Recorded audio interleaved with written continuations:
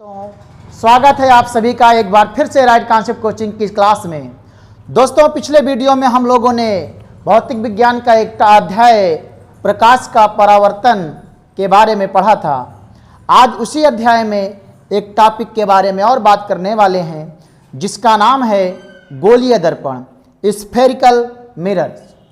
इसमें हम लोग जानेंगे कि दर्पण कितने प्रकार के होते हैं, उनका चित्र कैसे बनता है, कौन सा प्रतिबिंब वास्तविक होता है, कौन सा प्रतिबिंब आभासी होता है, और प्रतिबिंब कैसे बनाते हैं जब वस्तु हमारी अनंत पर है, हमारे ध्रुव पर है, ध्रुव क्या है, फोकस क्या है, इन दशाओं में अगर प्रतिबिंब बनाना हो तो कैसे बनाएंगे। इन पर हम लोग बारी बारी से बात करते रहेंगे। तो चलिए शुरुआत करते हैं सबसे पहले गोलीय दर्पण के बारे में। तो गोलीय दर्पण क्या होते हैं? तो कहते हैं गोलीय दर्पण कांच के खोखले गोले, जो आपका कांच होता है, कांच का जो खोखला गोला है उसका काटा गया भाग होता है। अब कैसा भाग होगा जिसके एक ओर पर क्या करना होगा, हम लोगों को पॉलिश करनी होगी। काहे की पॉलिश? पारे की पॉलिश, और लाल ऑक्साइड का पेंट लगा देना होगा। गोलीय दर्पण कांच के वे खोखले गोले होते हैं जिनके एक ओर पारे की पॉलिश तथा लाल ऑक्साइड का पेंट लगा दें, और जो दूसरी ओर का हमारा तल है वह क्या हो जाए, परावर्तक रहे। एक ओर का हमारा भाग कैसा होना चाहिए? पारे की पॉलिश और लाल ऑक्साइड का पेंट लगा होना चाहिए, और दूसरी ओर का जो तल है वह परावर्तक होना चाहिए। तो इसे ही हम लोग क्या बोलते हैं? गोलीय दर्पण। गोलीय दर्पण कांच के वे खोखले गोले होते हैं जिनके एक ओर पारे की पॉलिश तथा लाल ऑक्साइड का पेंट होता है, जबकि दूसरी ओर का तल परावर्तक होता है। अब बात करते हैं यह गोलीय दर्पण कितने प्रकार के होते हैं। तो गोलीय दर्पण के प्रकार के बारे में बात करते हैं दोस्तों। गोलीय दर्पण के प्रकार, तो गोलीय दर्पण के अगर हम मुख्यतः बात करें तो दो प्रकार हैं दोस्तों। एक गोलीय दर्पण में आएगा अवतल दर्पण, और एक आएगा आपका उत्तल दर्पण। अवतल दर्पण और उत्तल दर्पण, कॉनकेव मिरर और कॉन्वेक्स मिरर की बात करेंगे हम लोग। तो बात करते हैं पहले हम लोग अवतल दर्पण के लिए। तो अवतल दर्पण क्या होते हैं? तो अवतल दर्पण आपका वह गोलीय दर्पण या ऐसा गोलीय दर्पण होता है जिसमें जो परावर्तन होगा वह दबे हुए तल में अर्थात धंसे हुए तल में होगा दोस्तों। अवतल दर्पण एक ऐसा दर्पण होता है जिसमें जो परावर्तन होगा दबे या आप कह सकते उसे धंसे हुए भाग में होता है। चित्र बना लेते हैं तो बात समझ में आए दोस्तों। जैसे ये चित्र बना हुआ है, गोले को अगर हम काट देते हैं तो हमारा गोले का काटा गया भाग ही दर्पण बन जाता है। तो ये देखिएगा दोस्तों, इस चित्र को अगर हम ध्यान से देखें तो इसमें जो हमारा दबा या धसा भाग है वह आपको परावर्तक नजर आ रहा है, अर्थात उल्टा कह सकते हैं कि हमारे उभरे भाग में क्या रहता है, पॉलिश किया जाता है। ये पॉलिश वाला भाग है आपका, ये आपका पॉलिश वाला भाग है, और ये आपका परावर्तक तल है। तो इस दर्पण का नाम है अवतल दर्पण। अवतल दर्पण में क्या होगा, जो हमारा परावर्तन होगा वह दबे या धंसे वाले भाग से होगा। इसका मतलब हुआ कि जो पॉलिश होगा वह उभरे हुए भाग से होगा। बात करते हैं उत्तल दर्पण की। तो उत्तल दर्पण भी, क्योंकि ये भी एक प्रकार का गोलीय दर्पण है, और गोलीय दर्पण हम लोगों को पता है कि कांच के जो खोखले गोले होते हैं उनके काटे गए भाग होते हैं।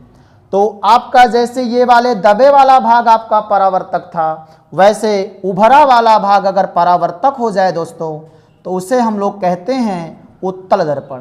ये आपका गोलीय दर्पण कांच का खोखला गोला, इसका अगर हम काट करके भाग निकाल लेते हैं तो ये बनेगा। इसको ध्यान से देखा जाए तो इसका जो उभरा हुआ भाग है, ये उठा हुआ जो भाग है, ये आपका परावर्तक है। ये परावर्तक है, अर्थात धंसे भाग में पॉलिश किया गया है। ये पॉलिश वाला भाग है, पॉलिश वाला भाग है। तो उत्तल दर्पण क्या होंगे? वे दर्पण होते हैं, ऐसा दर्पण होता है जिसमें जो आपका परावर्तन होगा वह उभरे भाग में होगा, उठे भाग में होगा, अर्थात दबे भाग में आपका पॉलिश किया हुआ होगा। अब अवतल दर्पण को ही अगर दूसरे नाम के रूप में जाने तो इसे हम अभिसारी दर्पण भी कहते हैं दोस्तों, और उत्तल दर्पण को हम लोग अपसारी दर्पण के नाम से भी जानते हैं। दर्पण में एक टाइप के बारे में ऐसे और बात कर लेते हैं। एक दर्पण होता है समतल दर्पण। तो समतल दर्पण के लिए जब हम बात करते हैं तो समतल दर्पण में जब प्रतिबिंब बनाना हो, अवतल दर्पण में जब प्रतिबिंब बनाना हो, उत्तल दर्पण में जब प्रतिबिंब बनाना हो तो कैसे बात करेंगे? समतल दर्पण के लिए जब हम बात करते हैं प्रतिबिंब नाम के लिए तो पहले समझ लेते हैं कि आखिर ये प्रतिबिंब क्या है, उसके पश्चात हम लोग अवतल दर्पण, उत्तल दर्पण और समतल दर्पण को फिर से समझते हैं एक बार। तो प्रतिबिंब क्या है दोस्तों? प्रतिबिंब अर्थात इमेज के बारे में बात किया जाए, प्रतिबिंब अर्थात इमेज, इमेज बिल्कुल सिंपल है। कहते हैं कि अगर हम किसी वस्तु को दर्पण के सम्मुख, जो हम लोगों ने भी दर्पण पढ़ा है, इसमें आपका समतल दर्पण भी शामिल है, अगर हम किसी वस्तु को दर्पण के सम्मुख रख देते हैं तो दर्पण में क्या होता है, उस वस्तु की आकृति बन जाती है। तो दर्पण में जो वस्तु की आकृति बन जाती है इसे ही वस्तु का क्या बोलते हैं? प्रतिबिंब बोलते हैं। यह तो हमारे व्यवहारिक परिभाषा के अंतर्गत आएगा। अगर हम लोग इसको फिजिक्स की परिभाषा के अकॉर्डिंग लगाते हैं तो प्रतिबिंब की परिभाषा क्या होती है?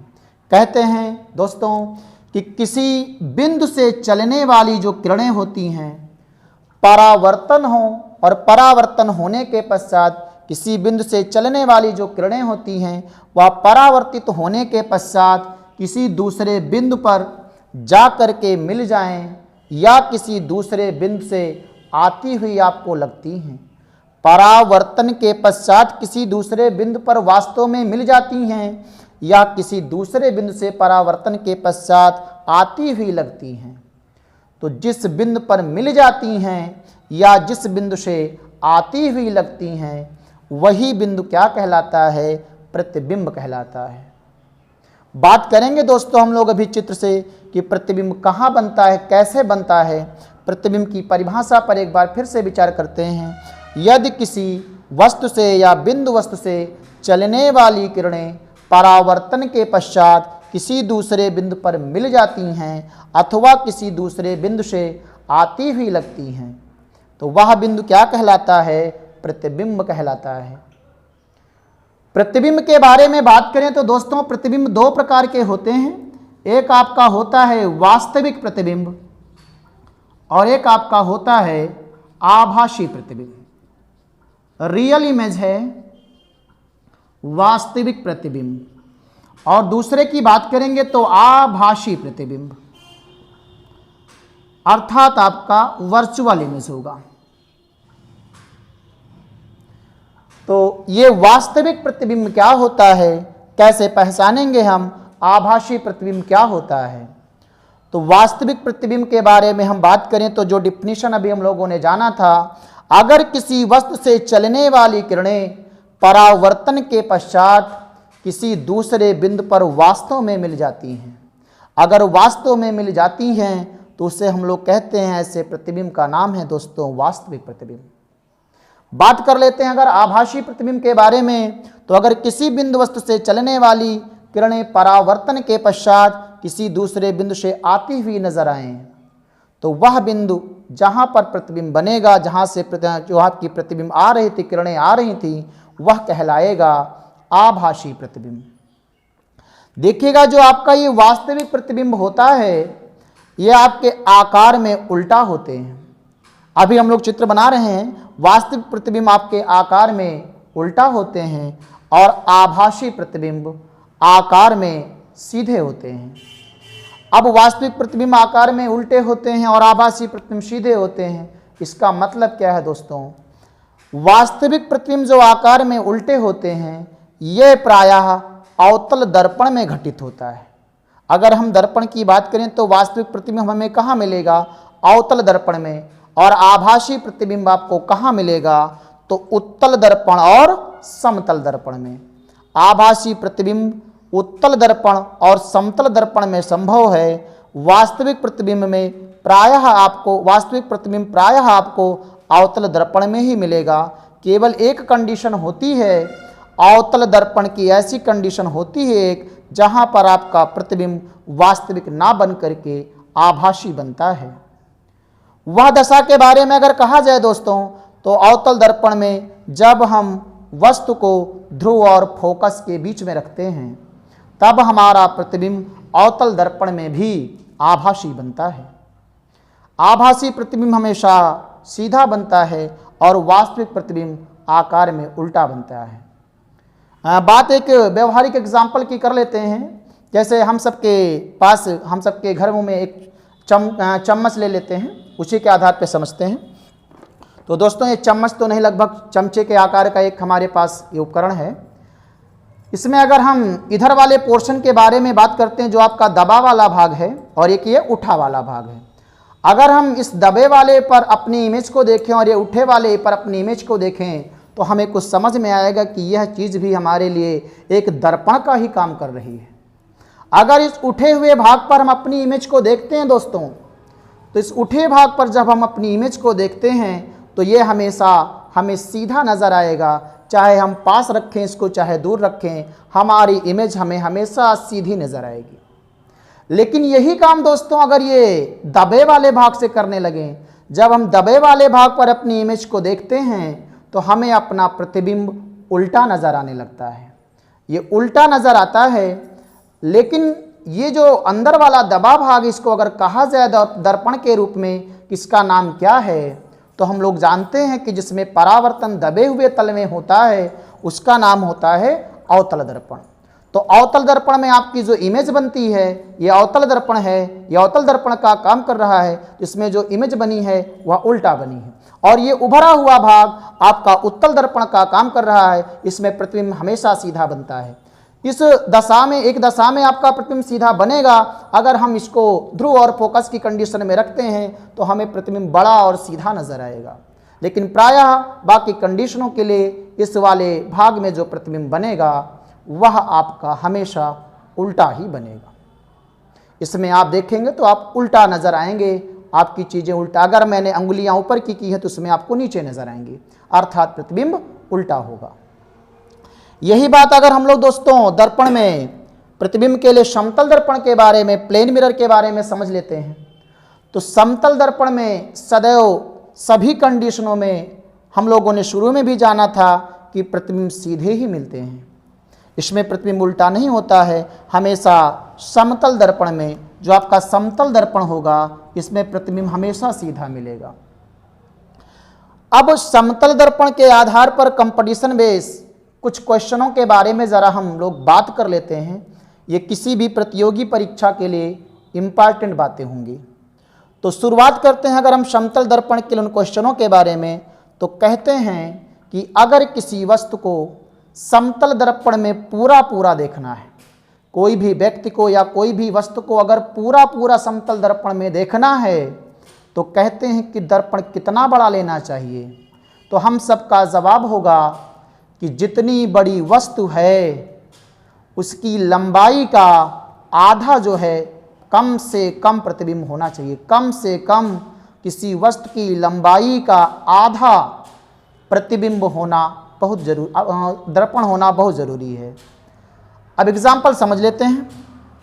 कोई व्यक्ति अगर 160 सेंटीमीटर ऊंचाई का है और कहा जाए कि इसे अपना पूरा इमेज देखना है दर्पण में, तो समतल दर्पण कितना बड़ा होना चाहिए? तो हम सबका जवाब होगा कंपटीशन बेस में 160/2, अर्थात दर्पण की जो लंबाई है वह 80 सेंटीमीटर होनी चाहिए। दर्पण की लंबाई अगर 80 सेंटीमीटर होगी, 80 कम से कम, या तो 80 से ज़्यादा हो जाए कोई दिक्कत नहीं, 80 से कम नहीं होनी चाहिए। कम से कम की बात करते हैं तो 80 कम से कम हो, ज़्यादा हो सकता है पर कम नहीं। अगर 80 से कम होगा तो पूरी इमेज नहीं दिखाई पड़ेगी, अगर 80 या 80 से ज़्यादा है तो पूरी इमेज दिखाई पड़ेगी। दोस्तों, इसी समतल दर्पण पर अगर हम सभी लोग दूसरा क्वेश्चन जानने का प्रयास करें तो समतल दर्पण के लिए दूसरा क्वेश्चन बनता है कि यदि किसी भी वस्तु को हम दर्पण की ओर लाएं या किसी वस्तु को हम दर्पण से दूर ले जाएं, तो मान लेते हैं किसी वस्तु को दर्पण की ओर हम या कोई वस्तु आ रहा है, उसका वेग 2 मीटर पर सेकंड है। अगर उसका वास्तविक वेग 2 मीटर पर सेकंड है, दर्पण की ओर आए या दर्पण से दूर जाए, लेकिन कह दिया जाए कि उसके जो इमेज दिखाई पड़ रही है, उसका जो प्रतिबिंब है वह कितने वेग का नजर आएगा, तो दोस्तों हमेशा 2 टाइम्स होता है। अगर उसका रियल वेग 2 मीटर पर सेकंड है तो उसका जो इमेज वाला वेग होगा, प्रतिबिंब का वेग होगा, वह 2 × 2 अर्थात 4 मीटर प्रति सेकंड नजर आएगा। यानी वेग क्या हो जाता है दोस्तों, जितना रियल है इमेज वाले में उसका 2 टाइम्स हो जाता है। और आगे अगर इसी हम कंपटीशन लेवल की ही बात करें तो समतल दर्पण की फोकस दूरी के बारे में भी बात करता है। तो समतल दर्पण की जब कभी फोकस दूरी आए तो आप समझिएगा अनंत अभी हम लोग फोकस दूरी की परिभाषा और अन्य चीज़ों पर भी बात करने वाले हैं। समतल दर्पण की फोकस दूरी कितनी होती है, तो समतल दर्पण की फोकस दूरी अनंत होती है। अब एक क्वेश्चन और उठता है समतल दर्पण के आधार पर ही कि मान लेते हैं आपके पास एक समतल दर्पण है, इससे कोई वस्तु 10 सेंटीमीटर दूरी पर रखी है और वह वस्तु कितनी लंबी है, सपोज दैट 5 सेंटीमीटर लंबी है। तो इस वस्तु का कह दिया जाए कि जो वस्तु दर्पण से 10 सेंटीमीटर दूरी पर है और 5 सेंटीमीटर लंबी है, तो उसका इमेज, उसका प्रतिबिंब समतल दर्पण में कितनी दूर बनेगा, कैसा बनेगा। तो 1 नंबर के कंपटीशन पर जब आए तो हमारा जवाब होगा दर्पण के पीछे बनेगा, 10 सेंटीमीटर दूरी पर ही बनेगा, सीधा बनेगा और आकार में भी बराबर ही होगा।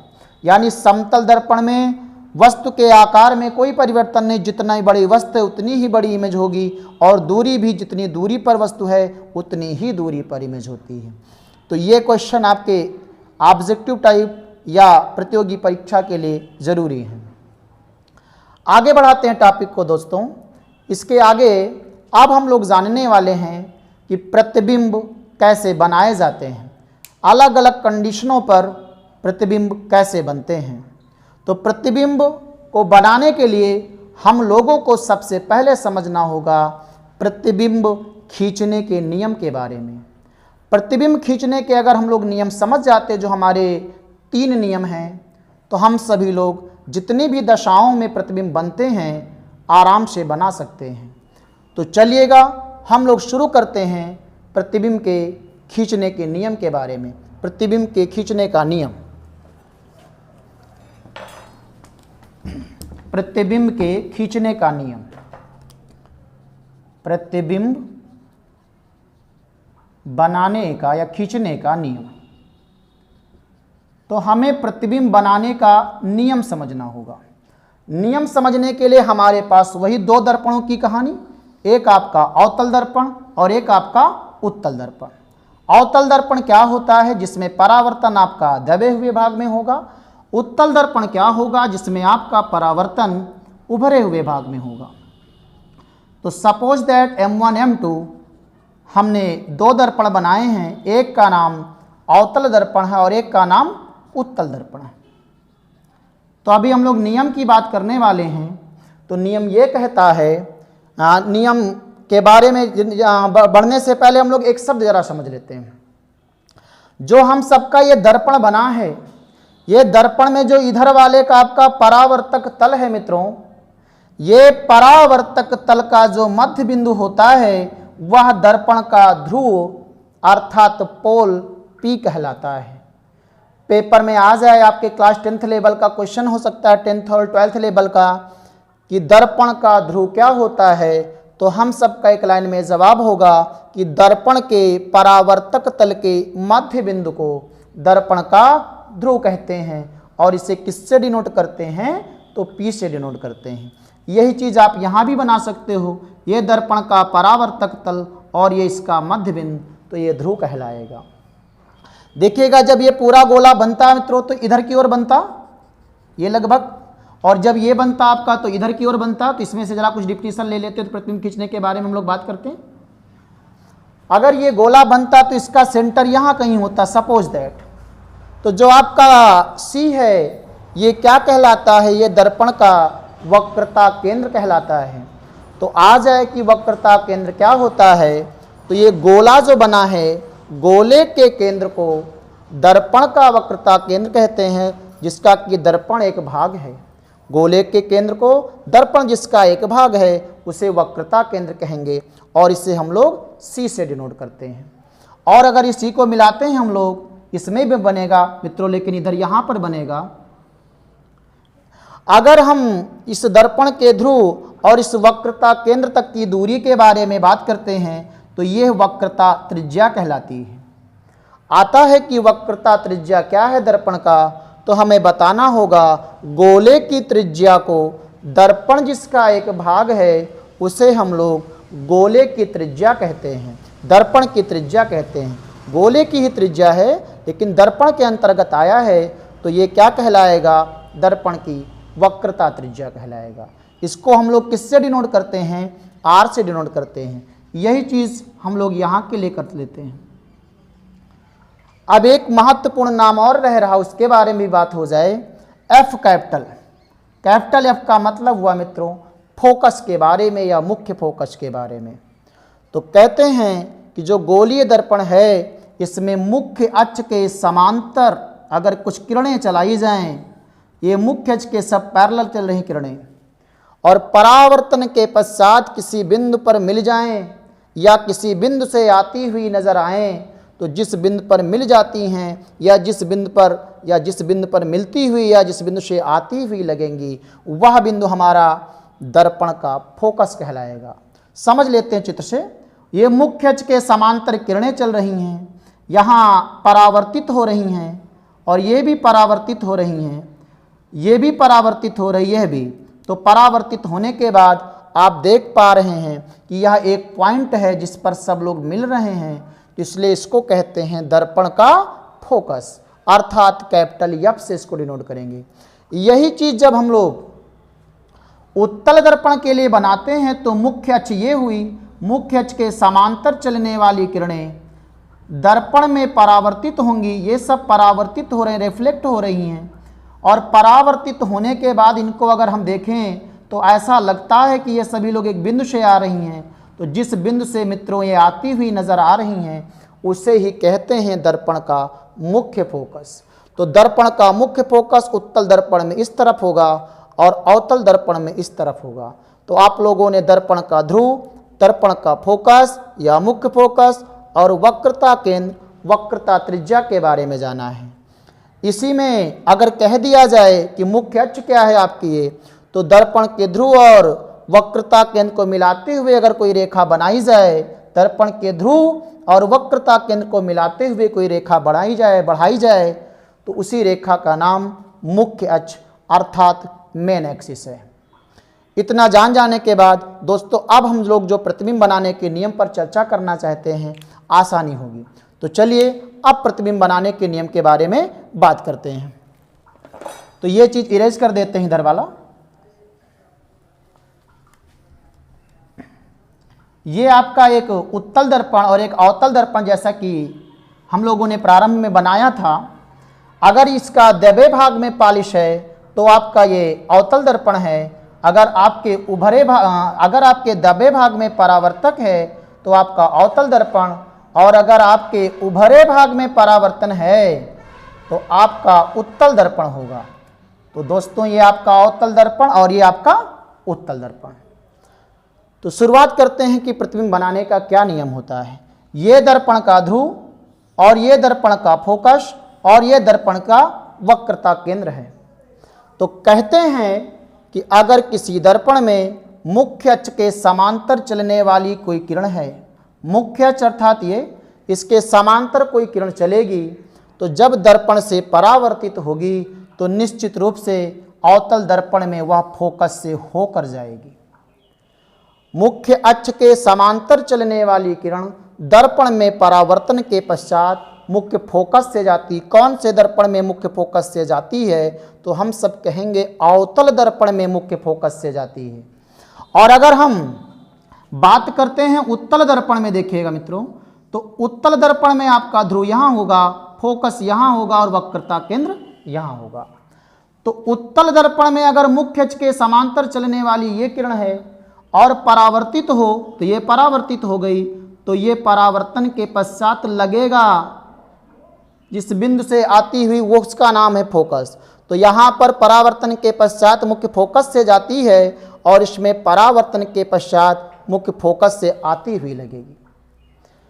ये पहला नियम हमारे प्रतिबिंब बनाने का। जब भी समांतर किरण बनेगी तो अवतल दर्पण में मुख्य फोकस से जाएगी और आपके उत्तल दर्पण में मुख्य फोकस से आती हुई लगेगी किरण। दूसरा नियम समझ लेते हैं, फिर से दो चित्र बनाते हैं, एक आपका अवतल दर्पण और एक आपका उत्तल दर्पण, एक आपका अवतल दर्पण और एक आपका उत्तल दर्पण। ये आपका अवतल दर्पण हुआ और ये आपका उत्तल दर्पण हुआ। अवतल दर्पण में अगर हम फिर से बात करें कि आपका ध्रुव है, ये आपका फोकस है और ये आपका वक्रता केंद्र है। तो अभी हम लोगों ने जाना था मुख्य अक्ष के समांतर। अब रूल ये कहता है, सेकंड रूल, कि अगर कोई भी हमारी इमेज अवतल दर्पण में मुख्य फोकस से होकर के जाए, अगर कोई भी हमारी प्रकाश किरण अवतल दर्पण में मुख्य फोकस से होकर के जाए, तो जब दर्पण पे टकराएगी, आपतित होगी, तो परावर्तन होने के पश्चात वह मुख्य अक्ष के समांतर हो जाती है। इसमें तो मुख्य अक्ष के समांतर हो जाती है अवतल दर्पण में। इसमें कैसे समझेंगे हम लोग? ये आपका मुख्य अक्ष, ये आपका ध्रुव, ये आपका फोकस और ये आपका वक्रता केंद्र। तो इसमें अगर हम कहें तो हमें ये कहना है कि मुख्य फोकस की ओर आने वाली किरण, ये ऐसा लगेगा आपको कि कहाँ से आ रही है मुख्य फोकस, तो मुख्य फोकस की ओर आने वाली जो किरण होती है वह परावर्तन होने के पश्चात क्या हो जाती है, मुख्य अक्ष के समांतर हो जाती है। दोनों में परावर्तन होने के पश्चात मुख्य अक्ष के समांतर हो जाती है। केवल अंतर यह है कि अवतल दर्पण में मुख्य फोकस से जाने वाली है और उत्तल दर्पण में मुख्य फोकस की ओर जाने वाली है। इससे होकर जाती है, इसकी ओर जाने वाली, प्रतीत होने वाली कह सकते हैं। तीसरा और अंतिम नियम और सुन लेते हैं, उसके बाद हम लोग बारी बारी से एक के बारे में शुरुआत करते हैं। तो अगर हम फिर से एक आपका अवतल दर्पण और एक आपका उत्तल दर्पण बना लेते हैं, ये आपका M1 M2 उत्तल दर्पण और ये आपका M1 M2 अवतल दर्पण। इसका वही चीज़ कहा जाए कि यहाँ पर ध्रुव है, इसका यहाँ पर फोकस है और यहाँ पर वक्रता केंद्र है। इसके बारे में यहाँ ध्रुव है, यहाँ फोकस है और यहाँ वक्रता केंद्र है। तो अगर कोई भी हमारी किरण अवतल दर्पण में वक्रता केंद्र से होकर के जाएगी, वक्रता केंद्र से आने वाली या वक्रता केंद्र से होकर जाने वाली किरण जब दर्पण पर आपतित होगी, टकराएगी, तो परावर्तन होने के पश्चात उसी मार्ग से पुनः लौट जाएगी। अवतल दर्पण में वक्रता केंद्र से आने वाली किरण परावर्तित होने के पश्चात उसी मार्ग से पुनः लौट जाएगी। अगर हम बात करते हैं उत्तल दर्पण में, तो उत्तल दर्पण में वक्रता केंद्र की ओर आने वाली, ये देखिएगा, वक्रता केंद्र की ओर आने वाली किरण, अर्थात ऐसा लगेगा कि ये किरण कहाँ से, वक्रता केंद्र से निकल रही, तो जब दर्पण पर टकराएगी तो परावर्तित होने के पश्चात उसी मार्ग से फिर लौट जाएगी। इसकी ओर आने वाली, इससे होकर जाने वाली, यानी वक्रता केंद्र में क्या होगी, आने वाली किरण उसी मार्ग से लौट जाती है। पहली कंडीशन में मुख्य अक्ष के समांतर चलने वाली किरण जब परावर्तित होगी तो मुख्य फोकस से जाएगी अवतल दर्पण में, यहाँ मुख्य फोकस से आती हुई नजर आएगी। यहाँ फोकस से जाएगी तो परावर्तित होने के बाद समांतर होगी और यहाँ पर फोकस की ओर आती प्रतीत होने वाली किरण परावर्तित होने के बाद समांतर होगी। ये अगर हम तीन नियम समझ लेते हैं तो अब हम लोग बारी बारी से बात करते हैं कि जब हमारे वस्तु सबसे पहले अनंत पर रखी है तो अवतल दर्पण में कैसे इमेज बनते हैं। उत्तल दर्पण में मित्रों केवल दो कंडीशन बनती हैं, तो उत्तल दर्पण की बात अभी करेंगे बाद में, पहले शुरुआत करते हैं अवतल दर्पण के लिए। तो चलिएगा देखते हैं अवतल दर्पण में प्रतिबिंब बनाने का नियम। उत्तल दर्पण में प्रतिबिंब बनाने का नियम। उत्तल दर्पण के बाद में करेंगे दोस्तों, पहले अवतल दर्पण। अवतल दर्पण में, अवतल दर्पण में प्रतिबिंब बनाने का नियम। प्रतिबिंब बनाना या प्रतिबिंब बनाने का नियम दोस्तों, वही बात हुई है। तो चलिएगा, अवतल दर्पण में प्रतिबिंब कैसे बनाना है, कंडीशन क्या है। पहली कंडीशन को हम लोग लिख लेते हैं, जब हमारी वस्तु अनंत पर हो। अवतल दर्पण में जब वस्तु कहाँ पर हो, अनंत पर हो, तो हम लोग देखने वाले हैं उसका प्रतिबिंब कहाँ बनता है, कैसा बनता है। तो सबसे पहला काम होगा, हम लोगों को एक अवतल दर्पण बनाना होगा। अवतल दर्पण ऐसा दर्पण जिसमें परावर्तन अंदर वाले भाग में हो, अर्थात दबे वाले भाग में। तो M1 M2 आपका एक अवतल दर्पण है। परावर्तक तल का मध्य बिंदु दर्पण का ध्रुव कहलाएगा, और ये आपका फोकस, और ये आपका वक्रता केंद्र। इतना चित्र तो शब्द में बनाना पड़ेगा। अब हम लोग कंडीशन देखते हैं। अगर वस्तु हमारे अनंत पर रखी है तो अनंत को डिनोट करने के लिए विज्ञान में जो ये मेन एक्सिस बनी है, इसके कुछ हम लोग बाहर बना देते, इस रेखा पर नहीं, रेखा के कुछ बाहर अगर हम लोग बात कर देते हैं तो माना जाएगा कि वस्तु हमारी कहाँ पे रखी है, अनंत पर रखी है। तो दोस्तों ये मेन एक्सिस को छोड़ती हुई मुख्य अक्ष को एक वस्तु रखा है AB, जिसका सिरा B ऊपर है और A नीचे है। अब वस्तु जब अनंत पर होती है तो वहां से जब कभी भी किरणें चलती हैं दोस्तों, तो पैरेलल चलती हैं, समांतर किरणें चलती हैं। अब यहां से समांतर किरणें चलाने की दो कंडीशन, या तो ऐसे और ऐसे बिल्कुल सीधी जाएं, और या तो क्रॉस में भी आ सकती हैं। तो किसी तरीके से समझते हम लोग, मान लेते हैं कि एक किरण ये है जो कि फोकस से जा रही, और एक किरण आपके पास ये है जो कि वक्रता केंद्र से जा रही है।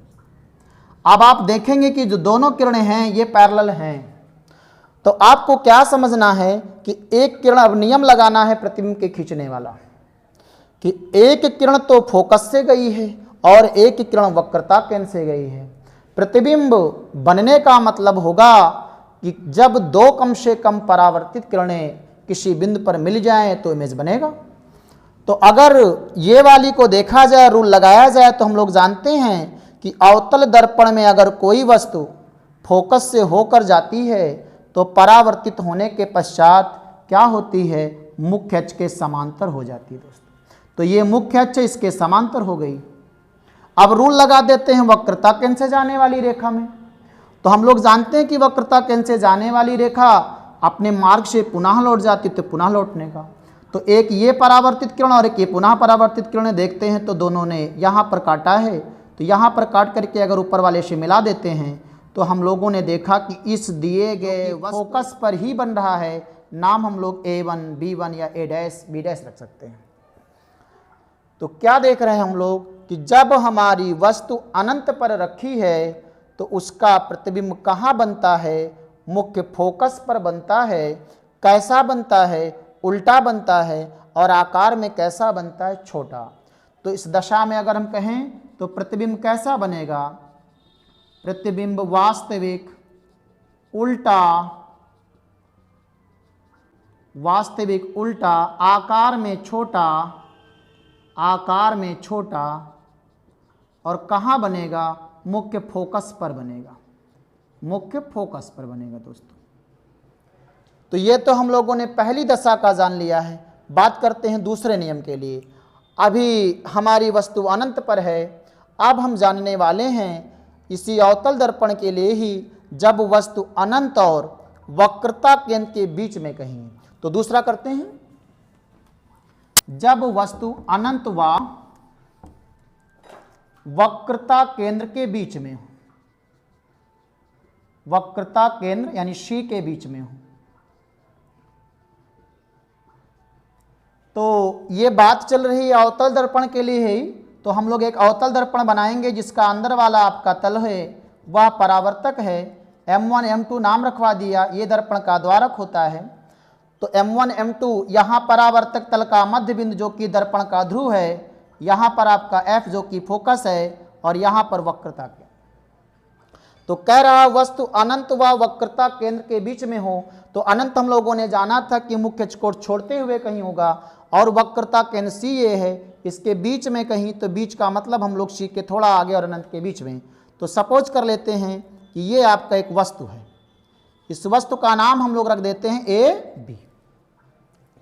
अब AB वस्तु कहाँ रखी है? अनंत और वक्रता केंद्र के बीच में कहीं। अब जब कभी भी वस्तु ऐसे है मित्रों, थोड़ा सा इसको छोटा बनाते हैं, जब वस्तु कभी अनंत और वक्रता केंद्र के बीच में बनी है, तो ऐसे वस्तु रखे होने पर एक प्रकाश की किरण तो सीधे ऐसे चलेगी।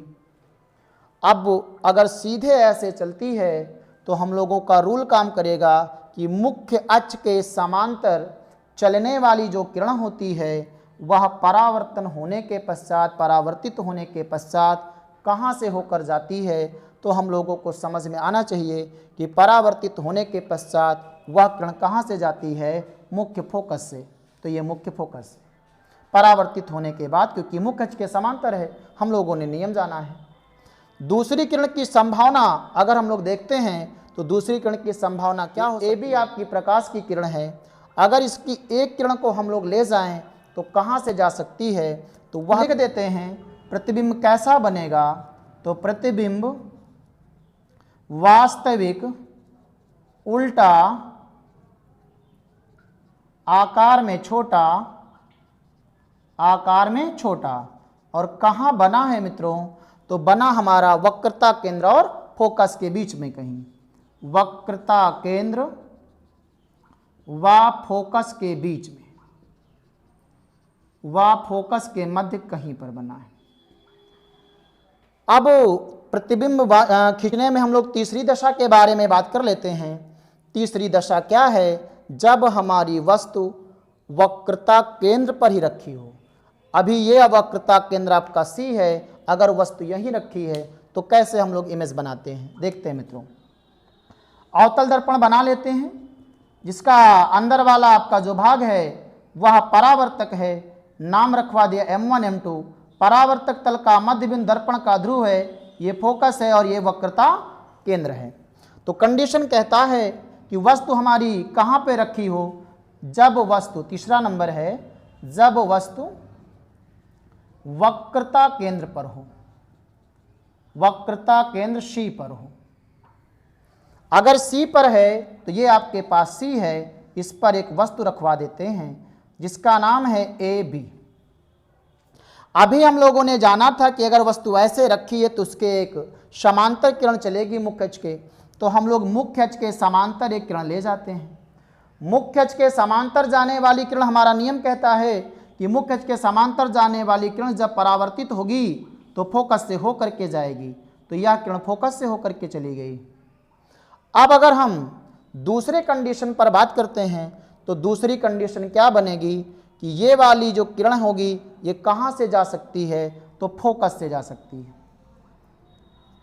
अब अगर ये फोकस से गई है तो फोकस से जाने वाली किरण हमारी परावर्तित होगी, और परावर्तित होने के बाद ये क्या होती है? मुख्य अक्ष के समांतर हो जाएगी। तो जब मुख्य अक्ष के समांतर होगी तो हम लोग देखेंगे दोस्तों कि ये जो काटेगी, इसका जो कटान बिंदु होगा ये इसी के नीचे कटेगा। इसी के नीचे का मतलब वक्रता केंद्र पर ही इसका इमेज बनेगा। इसका नाम हो सकता है, ए तो कॉमन है, तो AB1।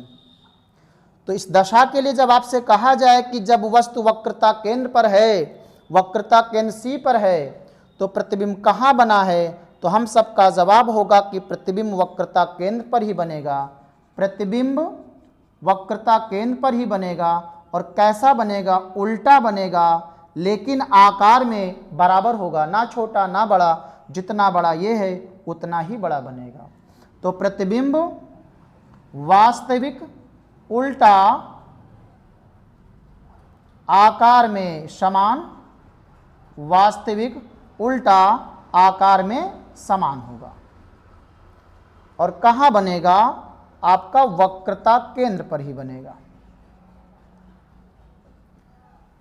तो सिंपल है दोस्तों, अगर हम लोगों को नियम पता है, जो अभी 3 नियम शुरू में जाने थे, तो ये सभी प्रतिबिंब बनाए जा सकते हैं।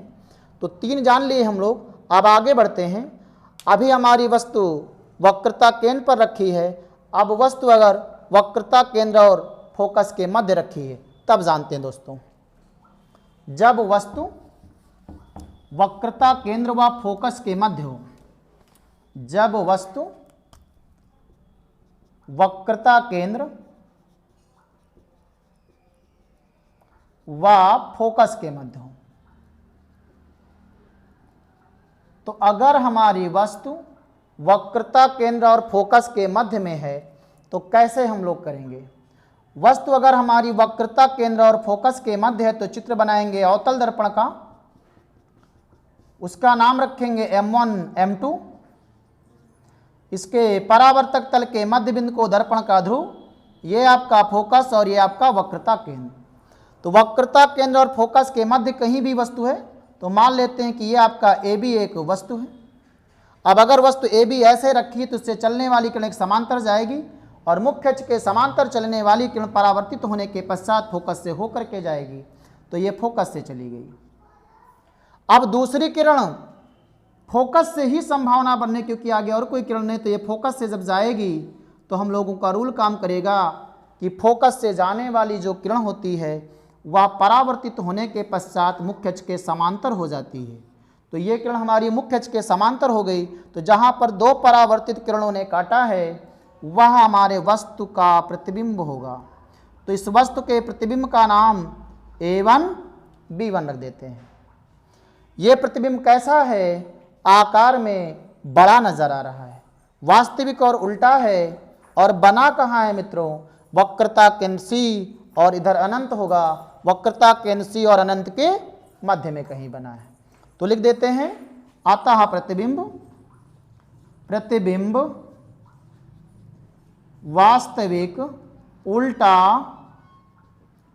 आकार में बड़ा, वास्तविक उल्टा आकार में बड़ा, और कहाँ बनेगा, अनंत व वक्रता केंद्र के बीच में, अनंत व वक्रता केंद्र के बीच में, अनंत व वक्रता केंद्र के बीच में बनेगा।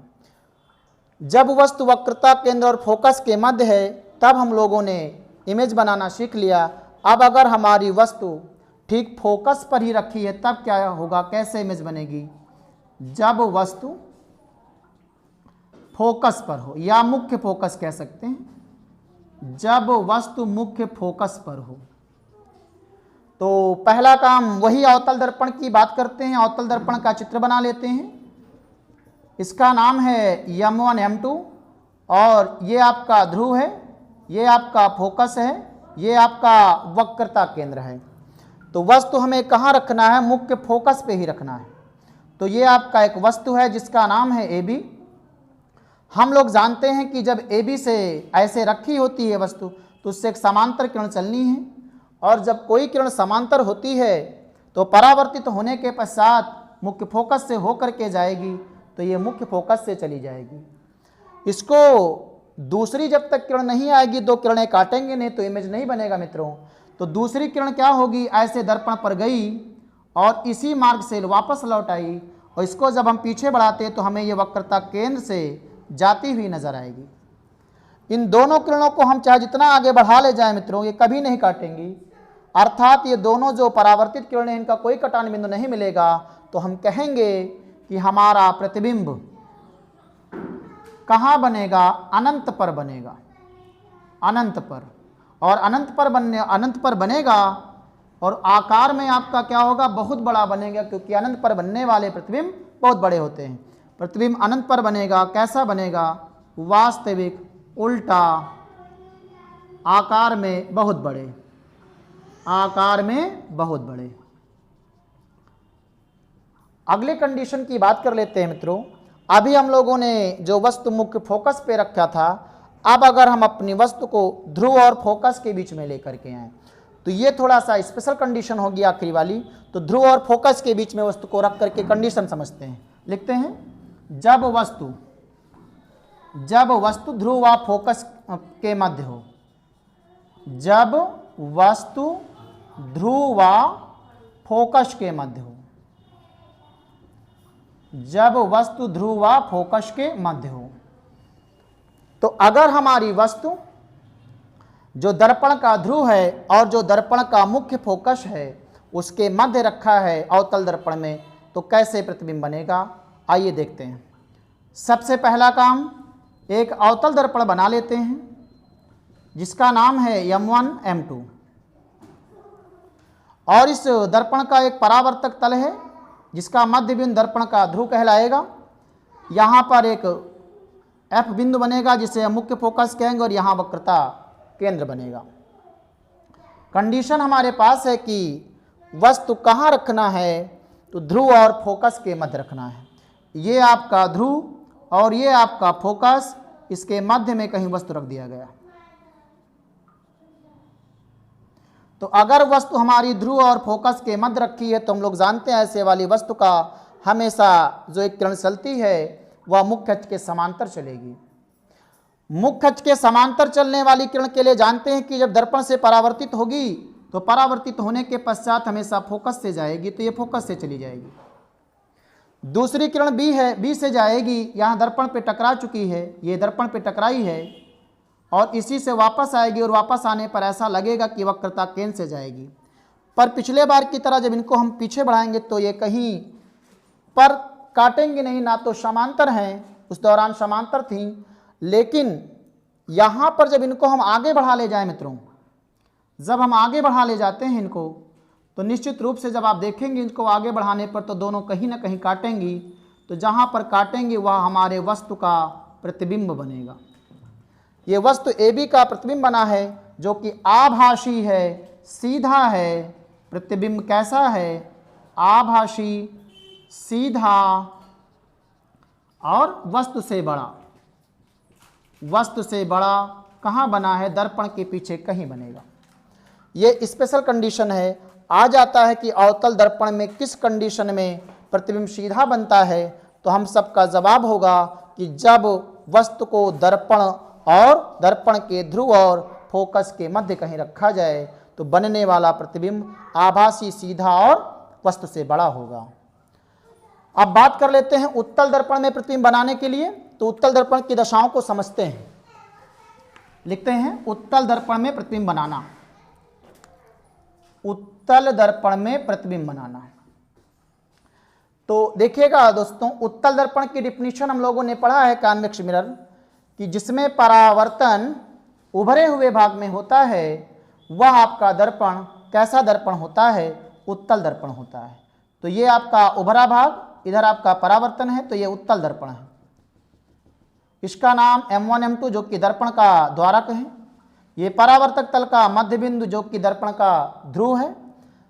ये एक रेखा जा रही है, इसका नाम मुख्य अक्ष है। अब आपके उत्तल दर्पण में गोला इधर बनेगा तो इधर आपका फोकस होगा और इधर ही आपका वक्रता केंद्र बनेगा। तो यहाँ पर कोई विशेष दशाएं नहीं बनाई जा सकती हैं, क्योंकि वस्तु में तो हमेशा परावर्तित तल की ओर रखी जाएंगी और परावर्तित तल के लिए हमारे पास कंडीशन केवल ध्रुव में नजर आ रहा है। तो ध्रुव के अलावा कोई विकल्प नहीं, बाकी F और C तो उधर है आपके खुरदरे तल की ओर। तो इसका मतलब यहाँ पर कंडीशन केवल दो कौन कौन सी बन सकती हैं। एक तो कंडीशन ये है कि वस्तु हमारी अनंत पर हो, और एक कंडीशन बन सकती है कि हमारी जो वस्तु रखी जाए वह अनंत और ध्रुव के बीच कहीं पर रख दिया जाए। इस दो के अलावा और कोई विकल्प नहीं बनेगा। तो पहली दशा में हम बात करते हैं उत्तल दर्पण के लिए, जब वस्तु अनंत पर रखी हो, जब वस्तु अनंत पर रखी हो। तो जब हमारी वस्तु अनंत पर रखी है तो उत्तल दर्पण में प्रतिबिंब कहाँ बनेगा, कैसा बनेगा, आइए देखते हैं।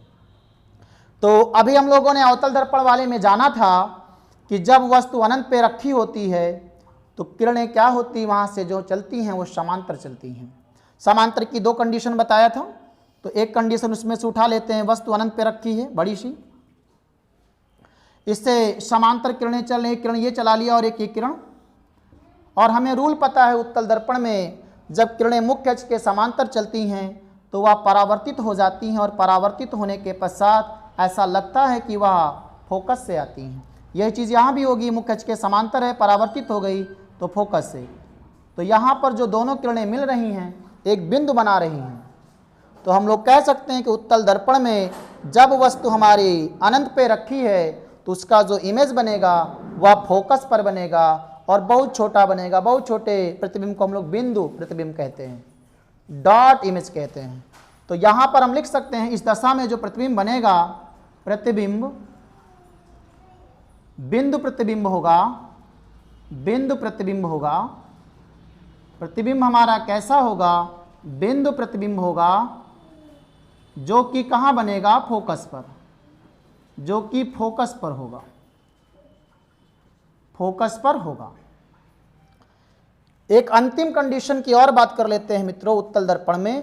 उत्तल दर्पण में जब हमारी वस्तु ये ध्रुव और ये अनंत के बीच में कहीं रखी है, तब देखते हैं कि प्रतिबिंब कैसे बनता है।